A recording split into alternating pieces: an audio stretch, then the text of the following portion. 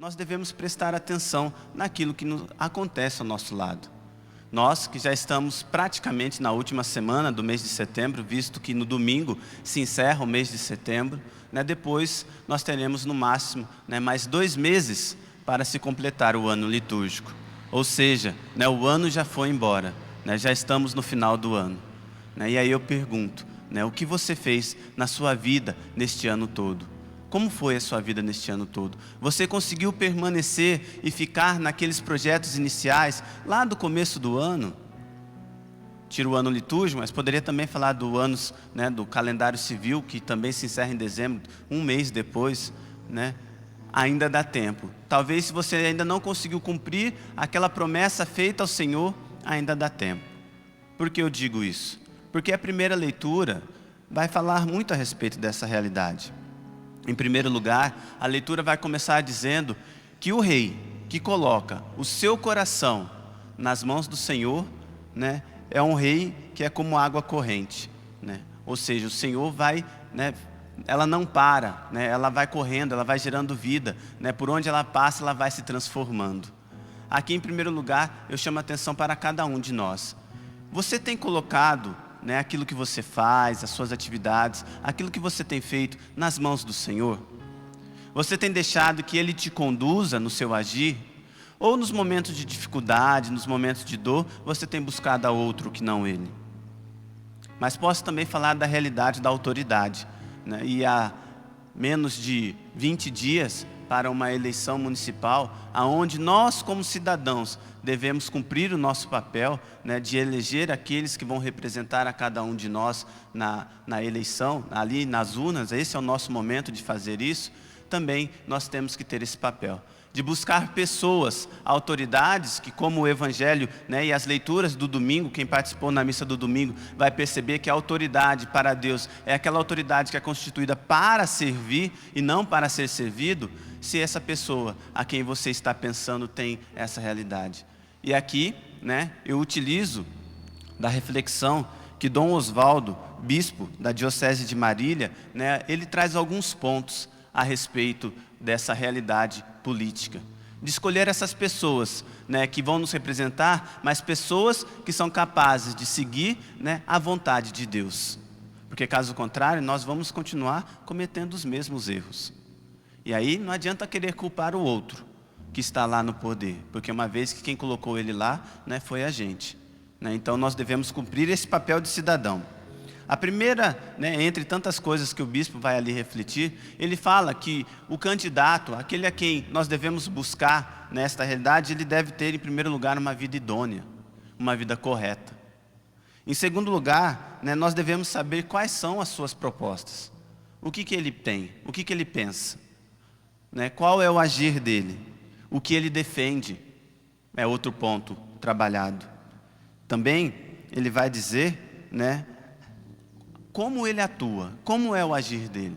Se é uma pessoa que há tanto tempo está no meio político e nunca fez nada pelo povo, quer dizer, qual é a atuação dele? Por fim, entre tantas outras coisas, ele diz, afinal das contas, por quem ele está se candidatando?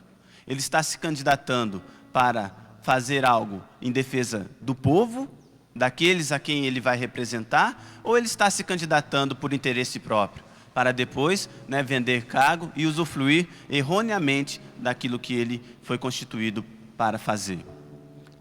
Mas talvez alguém em casa esteja acompanhando e falando assim, lá vem o padre falar de política, quando na verdade o padre deveria celebrar a missa. Em primeiro lugar, o padre tem que celebrar a missa sim. Afinal das contas, eu fui constituído ministro, fui ordenado padre para isso. Mas o fato de eu ter sido ordenado padre não tirou meus direitos políticos. Eu continuo com o título de eleitor, eu continuo tendo o RG, eu continuo tendo CPF e por aí vai. Ou seja, eu continuo sendo um cidadão. E como um formador de opinião, como um pastor, eu tenho a obrigação de aconselhar e dirigir a palavra às minhas ovelhas a respeito daquilo que é correto e daquilo que é coerente.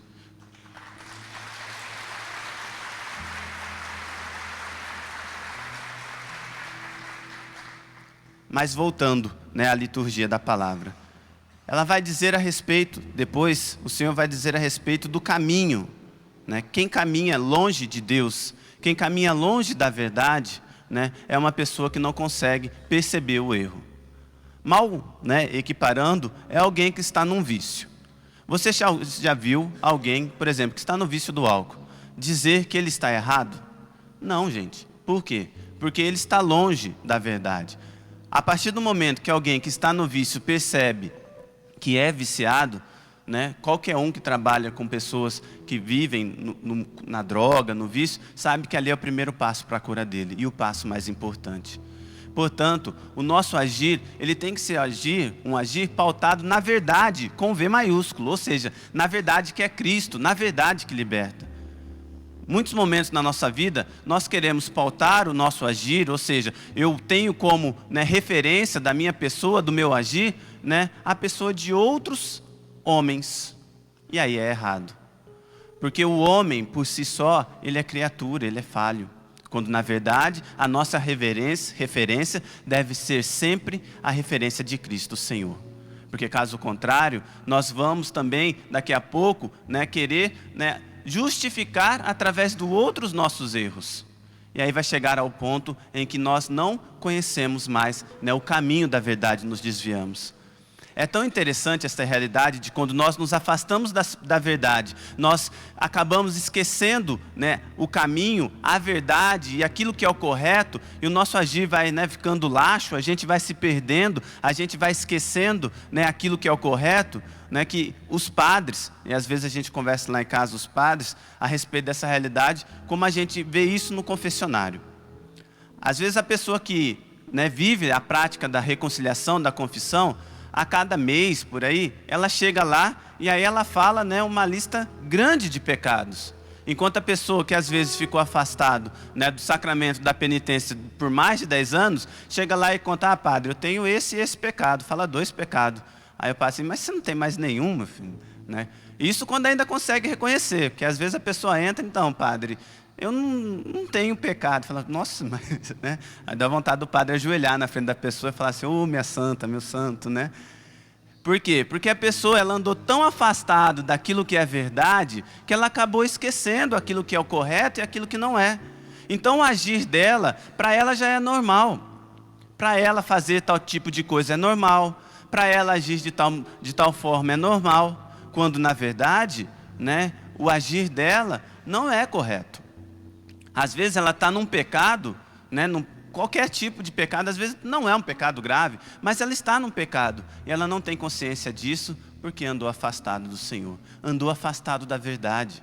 E a leitura dos provérbios de hoje vem nos alertar com relação a isso. Nós só vamos ter consciência, nós só vamos saber aquilo que é reto, aquilo que é correto e aquilo que é coerente a partir do momento que nós temos como referência o Senhor. Mas o Senhor vai continuar falando que para Ele, né, é muito melhor fazermos, né, aquilo que é justo, né, praticar a justiça e o direito, né, do que oferecer simplesmente sacrifícios. Por que eu digo isso? Porque talvez você esteja ainda naquela mentalidade. Não, se eu errar, depois eu vou ali e faço alguma coisa boa, né, e justifico o meu pecado. Engana-se. Engana-se quem pensa assim.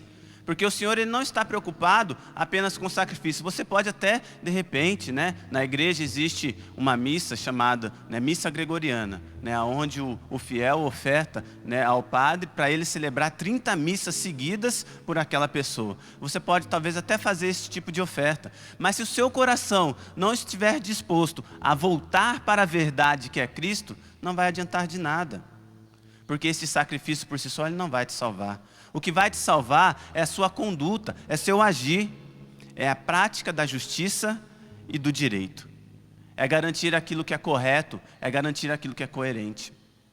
Não retiro aqui a necessidade de praticarmos, né, e temos essa vida onde nós muitas vezes vamos oferecer o sacrifício. Caso contrário, o sacerdote, ele não teria seu papel. Porque essa é a função do sacerdote, de ofertar um sacrifício a Deus pelo povo e depois por ele. Mas acima de tudo, né, é também, né, a necessidade de percebermos que nós devemos ter coerência no nosso agir. Padre, mas muitas vezes, né, eu quero, né, e acabo me esquecendo, não fazendo. Né? Continue tentando, continue lutando. Por isso que eu comecei falando a respeito que o final do ano está chegando. Na igreja, ele acaba ali no final de novembro, na festa de Cristo Rei, depois já começa um novo ano litúrgico. No ano civil também está terminando. Ainda dá tempo de você, né, voltar a colocar em prática aquelas intenções e aquilo que você se propôs a realizar no começo do ano. Ainda dá tempo. Se for necessário realizar uma confissão, né, para pedir perdão por não ter cumprido até agora esta meta, ou faça, mas não deixe de agir. Aqueles planos, aqueles projetos que a leitura também do provérbio vai falar. Nós devemos, se você, no começo do ano, ainda, né, fala assim, mas eu não tenho projeto nenhum, padre, eu não pensei em nada a respeito. Não, então é bom você no próximo ano, né, ou a partir de já, traçar metas. Quais são suas metas? Quais foram suas metas? Eu não pensei em nada, padre, procurei viver. Não, a cada dia, a cada momento, você tem que traçar metas na sua vida. Você tem que saber aonde está e aonde quer chegar. Você não tem que ficar por aí, né? Ficar, né, boiando por aí, né, viajando. Não. Você tem que saber o ponto aonde você está e o ponto aonde você quer chegar. Essa é a atitude do cristão. O cristão, ele é incomodado, ele não para na sua realidade. Ele não acha que está tudo tranquilo. Não, ele vai além. Ele vai além, ele quer mais, ele quer sempre mais. Ele quer ser melhor para os outros. Ele quer ser melhor para Deus. É isso que motiva. É chegar à estatura do homem perfeito que Paulo, há uns dias atrás, dizia para nós que nós devemos buscar. E isso só acontece se nós realizarmos aquilo que o salmista vai dizer no Salmo para cada um de nós. Nos reconhecermos diante do Senhor e pedir para Ele, guia-me, Senhor, no caminho dos vossos preceitos. Senhor, guia-me, pois caso contrário, eu não vou ter condições de andar na sua vontade.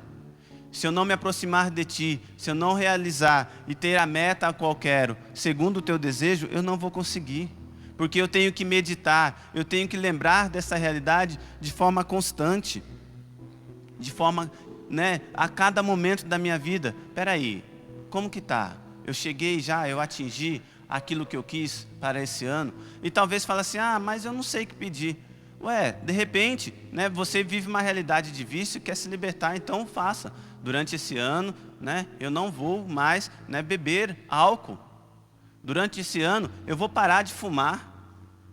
Durante esse ano, né, ou então faça um propósito de acrescentar algo. Durante esse ano, eu que sou casado, todos os dias que chegar em casa, né, eu vou dar um beijo na minha esposa e vou perguntar para ela como que foi o seu dia. Faça propósitos na sua vida, propósitos de amor, propósitos que tenham a capacidade de transformar. Não é para se viver a vida assim, né? Vou levando, né, como der. Não, porque é isso que o Senhor vai dizer no Evangelho. Jesus, eu fico imaginando, né? Jesus estava pregando à multidão, de repente alguém fala, Senhor, a sua mãe, né, e os seus irmãos estão aí, né? E aí ele fala assim, né, olha, a minha mãe e os meus irmãos são aqueles que ouvem a palavra de Deus e a põem em prática. Muitos por aí vão falar assim, nossa, né, Jesus foi mal educado com sua mãe. Só que se a gente pegar o mesmo evangelho de Lucas e voltar lá no começo, vai perceber que Lucas fala a respeito de Nossa Senhora assim, é aquela, né, que fazia a vontade de Deus. É aquela que escutava a palavra do Senhor, meditava no seu coração e colocava em prática. Então, em primeiro lugar, Jesus não está indo contra o mandamento que diz respeito a honrar pai e mãe, porque ele tinha consciência que a mãe dele era aquela que, em primeiro lugar, fez a palavra de Deus, né, cumpriu a palavra de Deus ao ponto de gerar, né, o verbo feito em carne. Mas ele fala para cada um de nós que nós devemos ser essas pessoas que mesmo, né, ouvindo, né, e aqui existe uma diferença entre ouvir e escutar.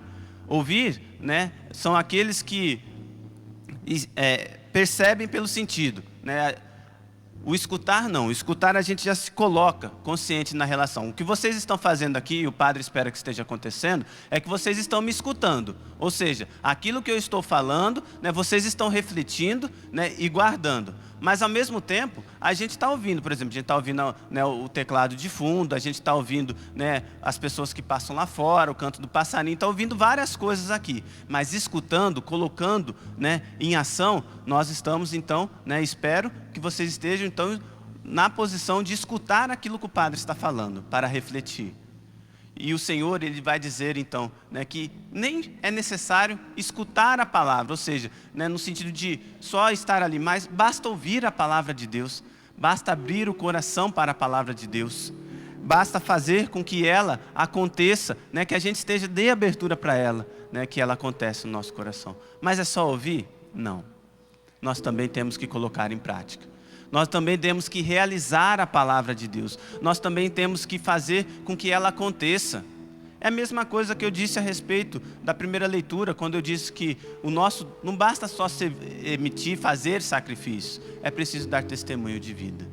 Por isso, meu irmão, eu quero convidar a você nesta liturgia a repensar a sua vida, a repensar os seus projetos e a pedir que por meio da Eucaristia o Senhor te ajude. Te ajude, né, a retomar este caminhar. Te ajude, né, a estar na presença dEle, a realizar aquilo que é bom, a realizar aquilo que é coerente. Para que quando chegar, né, o seu encontro pessoal com Ele, seja você indo até Ele ou Ele vindo até você, né, Ele possa dizer: muito bem, meu irmão, muito bem, minha irmã. A partir daí você já ganhou o céu. Porque se Ele te reconheceu como irmão e como irmã, é sinal que na terra você praticou aquilo que era a vontade e a palavra que Ele nos deixou.